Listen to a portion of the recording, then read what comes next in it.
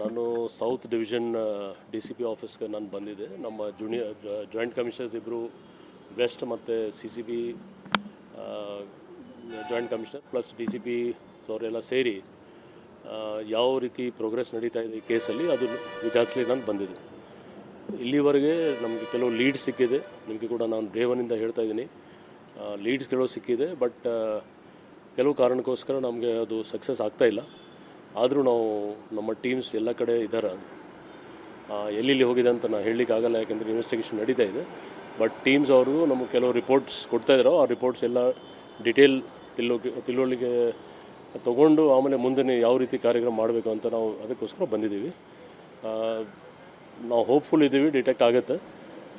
ಒಂದು ನಿಜ ಅಂದರೆ ಏನು ಇದಕ್ಕೆ ಹಿಂದೆ ಯಾರ್ಯಾರಿದ್ರು ಮತ್ತು ಯಾರು ಇದರಲ್ಲಿ ಶಾಮೀಲಾಗಿದ್ರೆ ಅವ್ರ ಬಗ್ಗೆ ಒಂದು ಹಂತಕ್ಕೆ ನಾವು ನಿಷ್ಕರ್ಷಲ್ಲಿ ಬಂದಿದ್ದೀವಿ. ಅವ್ರಿಗೆ ಅರೆಸ್ಟ್ ಮಾಡ್ತೀವಿ. ಸರ್, ಟೋಟಲ್ ಎಷ್ಟು ಜನ ಭಾಗಿಯಾಗಿದ್ದಾರೆ ಸರ್ ಈ ಪ್ರಕರಣದಲ್ಲಿ ಒಟ್ಟಾರೆಯಾಗಿ?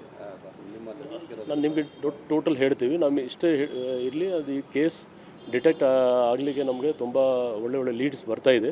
ಬಟ್ ನಮ್ಮ ಕೈಗೆ ಸಿಕ್ಕಿದ ಮೇಲೆ ನಿಮಗೆ ಹೇಳ್ತೇನೆ. ಸರ್, ಆಸ್ ಆಫ್ ನೌ ಏನು ಸೆಕ್ಯೂರ್ ಆದ ಇಲ್ಲ, ಯಾರು ಸರ್? ಮತ್ತೆ ಯಾರು ಪೊಲೀಸ್ ಒಬ್ಬರು ಪಾತ್ರದ ಬಗ್ಗೆ ಯಾರು ಕಾನ್ಸ್ಟೇಬಲ್ ಒಬ್ಬರು ಇದ್ದಾರೆ ಅಂತ ಹೇಳಿ? ಇಲ್ಲ, ನಾನು ನಿಮಗೆ ಅದೇ ಹೇಳ್ತಾ ಇದ್ದೀನಿ. ನಮಗೆ ಯಾವ ಮಾಹಿತಿ ಬರ್ತದೆ ಆ ಮಾಹಿತಿಗೆ ನಾವು ಕಲೆಕ್ಟ್ ಮಾಡಿ ಮುಂದೆ ನಾವು ಕೇಸ್ಗೆ ಧಕ್ಕೆ ಆಗಬಾರ್ದು. ಆ ದೃಷ್ಟಿಯಿಂದ ನಾವು ಈಗ ಯಾವುದೂ ಹೇಳಲಿಕ್ಕಾಗಲ್ಲ.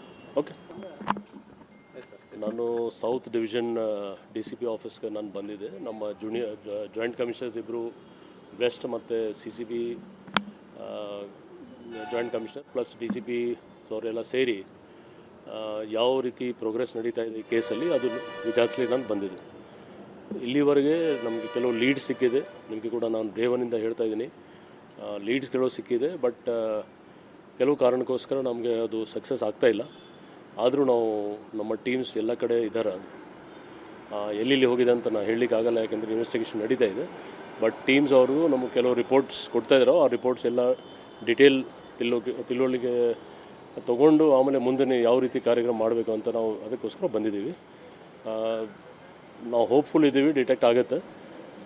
ಒಂದು ನಿಜ ಅಂದರೆ ಏನು ಇದಕ್ಕೆ ಹಿಂದೆ ಯಾರ್ಯಾರಿದ್ರು ಮತ್ತು ಯಾರು ಇದರಲ್ಲಿ ಶಾಮೀಲಾಗಿದ್ರೆ ಅವ್ರ ಬಗ್ಗೆ ಒಂದು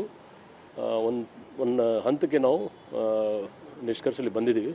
ಅವ್ರಿಗೆ ಅರೆಸ್ಟ್ ಮಾಡ್ತೀವಿ. ಸರ್, ಟೋಟಲ್ ಎಷ್ಟು ಜನ ಭಾಗಿಯಾಗಿದ್ದಾರೆ ಸರ್ ಈ ಪ್ರಕರಣದಲ್ಲಿ ಒಟ್ಟಾರೆಯಾಗಿ? ನಾನು ನಿಮಗೆ ಟೋಟಲ್ ಹೇಳ್ತೀವಿ. ನಮ್ಮ ಇಷ್ಟೇ ಇರಲಿ, ಅದು ಈ ಕೇಸ್ ಡಿಟೆಕ್ಟ್ ಆಗಲಿಕ್ಕೆ ನಮಗೆ ತುಂಬ ಒಳ್ಳೆ ಲೀಡ್ಸ್ ಬರ್ತಾ ಇದೆ.